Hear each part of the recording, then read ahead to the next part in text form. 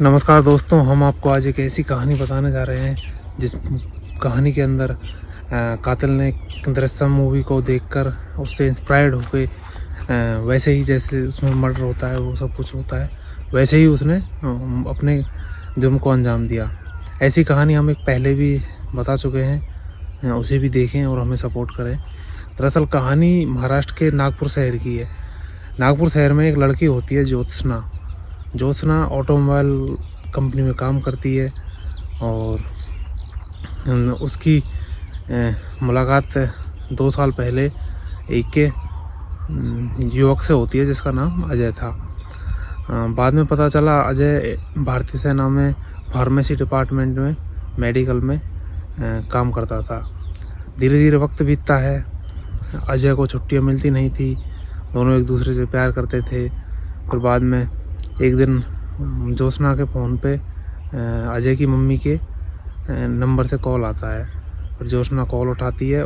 फिर सामने से अजय बोलता है कि भाई मैं छुट्टियों पे आया हूँ और हम कहीं डिनर करते हैं। इतने में ज्योत्सना भी सोचती है कि कभी कभी छुट्टी मिलती है, कभी कभी आता है, तो क्यों ना ये मौका हाथ से जाने दिया जाए। ज्योत्सना डिनर के लिए मान जाती है और ज्योत्सना बताए हुए समय और पते पर समय अनुसार आ जाती है। फिर अगले दिन ज्योत्सना पीजी में लौटती नहीं है, तो उसकी दोस्त होती है। तो दोस्त को जब पता चलता है तो दोस्त उसके फ़ोन पे फ़ोन करती है। फ़ोन चालू रहता है, फ़ोन पे रिंग जाती है, लेकिन ज्योत्सना कोई जवाब नहीं दे रही होती है। तो फिर उसको लगता है कि आज तक ज्योत्सना ने ऐसा किया नहीं, फिर आज वो ऐसा क्यों कर रही है। कोई जवाब नहीं, कुछ नहीं, कुछ गड़बड़ हो सकता है। फिर उसने उसकी मम्मी को कॉल किया, उसके घर पे सूचना दी। फिर वो पुलिस स्टेशन गए। पुलिस स्टेशन जाने के बाद पुलिस ने उनको ये कहकर बहला फुसला कर भेज दिया कि भाई तुम्हारी लड़की जवान है, जॉब करती है, तो वो ऐसे तो कहीं जाएगी नहीं। फ़ोन उसका चालू है, इसका मतलब कहीं बाहर घूमने चली गई होगी, तुमको बता नहीं रही होगी। तो देखते हैं, लिखेंगे रिपोर्ट, लेकिन कुछ दिन बाद लिखेंगे, तब तक क्या पता घर आ ही जाए। फिर आखिर में ऐसे करते करते 15-20 दिन गुजर गए। जब 20 दिन आखिर गुजर गए तब वापस ज्योत्सना के घर वाले पुलिस के पास पहुंचते हैं, पुलिस से कहते हैं। तो फिर पुलिस उनसे पूछती है कि क्या वो अब तक घर नहीं आई। इससे फिर पुलिस के हाथ पैर फूल जाते हैं कि भाई, पुलिस रिपोर्ट लिखती है, जांच पड़ताल करती है। अब पुलिस को लगा कि अब जांच पड़ताल करनी ही पड़ेगी, क्योंकि अगर ये कोई केस हाईलाइट हो गया, मीडिया टाइमलाइन मिल गई इसे अगर, तो हमारी बहुत बुरी फजीहत होगी। इस प्रकार ये सोच के पुलिस केस लिख लेती है और उसकी जांच पड़ताल शुरू करती है। पूछताछ में सबसे पहले उसकी दोस्त से पूछताछ की गई।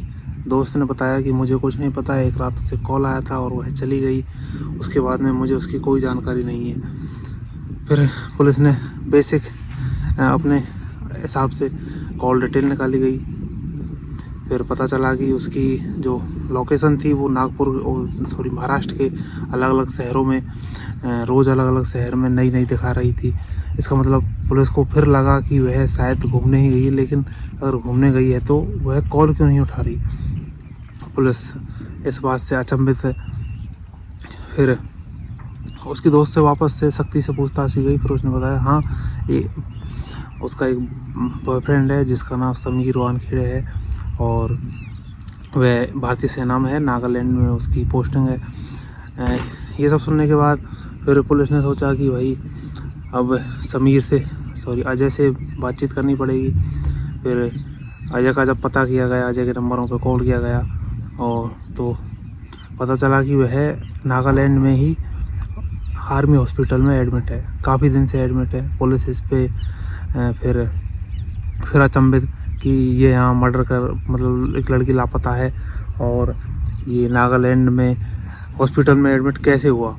फिर इसके बाद पुलिस वहाँ की आर्मी यूनिट को फ़ोन करती है और उससे कहती है कि हमें भाई अजय वानखेड़े से बातचीत करनी है, तो हमें आपका सपोर्ट चाहिए। सेना ने कहा कि हाँ, हम आपको फुल सपोर्ट देंगे, और लेकिन अभी ये एडमिट है, जब ये ठीक होता है तो हम आपको इन्फॉर्म करेंगे, आप पूछताछ के लिए आ सकते हो। कुछ दिन बीत जाने के बाद अचानक वहाँ से खबर आती है और सेना कहती है कि समीर बीमार था, एडमिट था, लेकिन अचानक से वह बीच में